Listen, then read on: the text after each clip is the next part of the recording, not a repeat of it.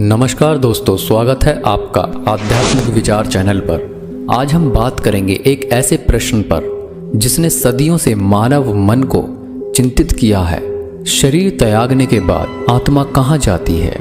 इस गूढ़ प्रश्न का उत्तर हमें प्राचीन शास्त्रों में मिलता है और विशेषकर विष्णु पुराण में इस विषय पर विस्तार से चर्चा की गई है। तो आइए इस रहस्य में यात्रा को समझने का प्रयास करते हैं। विष्णु पुराण के अनुसार आत्मा अनंत, अविनाशी और शाश्वत है। यह परमात्मा का अंश है और शरीर से स्वतंत्र है। जब शरीर का अंत होता है तब आत्मा का अंत नहीं होता, बल्कि वह एक नई यात्रा पर निकल पड़ती है। यह यात्रा पुनर्जन्म और कर्मों के फल के आधार पर निर्धारित होती है। विष्णु पुराण में कहा गया है कि जब व्यक्ति की मृत्यु का समय आता है तो उसके पिछले कर्मों का लेखा जोखा सामने आता है। मृत्यु के बाद व्यक्ति का मन, बुद्धि और अहंकार तीनों मिलकर आत्मा को उस मार्ग पर लेकर जाते हैं जहां उसके कर्मों के अनुसार उसे स्थान मिलता है। यह मार्ग बहुत जटिल और सूक्ष्म होता है, जिसे केवल योगियों और ऋषियों ने अनुभव किया है। विष्णु पुराण में वर्णित है कि मृत्यु के बाद आत्मा के पास यमदूत या देवदूत आते हैं। यह निर्भर करता है कि व्यक्ति ने अपने जीवन में कैसे कर्म किए हैं। यदि उसके कर्म अच्छे हैं तो देवदूत उसे स्वर्ग की ओर ले जाते हैं, और यदि उसके कर्म बुरे हैं तो उसे यमदूत उसे नरक की ओर लेकर जाते हैं। विष्णु पुराण के अनुसार आत्मा का अंतिम लक्ष्य मोक्ष प्राप्त करना है, लेकिन यदि आत्मा ने अपने पिछले जीवन में मोक्ष प्राप्त नहीं किया है तो उसे पुनर्जन्म लेना पड़ता है।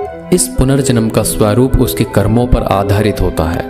यदि आत्मा ने अच्छे कर्म किए हैं तो उसे एक अच्छा और सुखदायी शरीर प्राप्त होता है। यदि उसके कर्म बुरे हैं तो उसे कष्टमय जीवन का सामना करना पड़ता है। विष्णु पुराण में बताया गया है कि इस पुनर्जन्म के चक्कर से मुक्ति पाना ही आत्मा का परम लक्ष्य है। यह मुक्ति केवल तब संभव है जब आत्मा अपने सभी कर्मों से मुक्त हो जाती है और परमात्मा में विलीन हो जाती है। इसके लिए जीवन में धर्म, भक्ति और ज्ञान का पालन अत्यंत आवश्यक है। और विष्णु पुराण में यह भी वर्णन किया गया है कि स्वर्ग और नरक का अनुभव आत्मा के लिए एक अस्थायी स्थिति है। यह उस अवधि के लिए होता है जब आत्मा अपने कर्मों का फल भोग रही होती है। स्वर्ग में आत्मा को दिव्य आनंद की प्राप्ति होती है, जबकि नरक में उसे भयानक यातनाओं का सामना करना पड़ता है। यह अनुभव समाप्त होने के बाद आत्मा फिर से नए शरीर में प्रवेश करती है और पुनर्जन्म का चक्र फिर शुरू हो जाता है। विष्णु पुराण के अनुसार आत्मा का अंतिम लक्ष्य मोक्ष प्राप्त करना है, जो कि केवल भगवान विष्णु की कृपा से संभव है।